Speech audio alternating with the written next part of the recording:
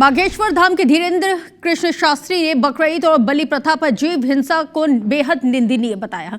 उन्होंने कहा है कि जीव हिंसा किसी भी संप्रदाय, संस्कृति या मजहब में निश्चित रूप से निंदनीय है। पंडित शास्त्री ने बलि प्रथा के खिलाफ भी अपनी राय रखते हुए कहा है कि हम किसी भी प्रकार से हो रही बलि प्रथा के पक्ष में नहीं है। इस प्रकार हम बकरीद के भी पक्ष में नहीं हैं। हम किसी को जीवित नहीं कर सकते तो उसको मारने का अधिकार भी किसी को नहीं है। उन्होंने स्वीकार किया है कि सनातन धर्म में भी बलि प्रथा रही है और उन्होंने दोनों पक्षों को स्वीकार करने की बात कही है। हालांकि उन्होंने जोर देकर कहा है कि समय बदल गया है, अब उपचार और अन्य उपाय उपलब्ध हैं। आगे वो कहते हैं कि हम सब सभ्य और सुशिक्षित हैं, इसलिए हमें लगता है कि जीव हिंसा को रोकना चाहिए। अहिंसा परमो धर्म के पर्याय पर ही चलना चाहिए।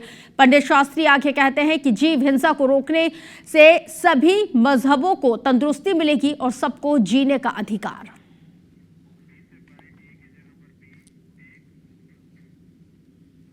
प्रथा के पक्ष में नहीं है, इस प्रकार से हम बकरीद के भी पक्ष में नहीं हैं।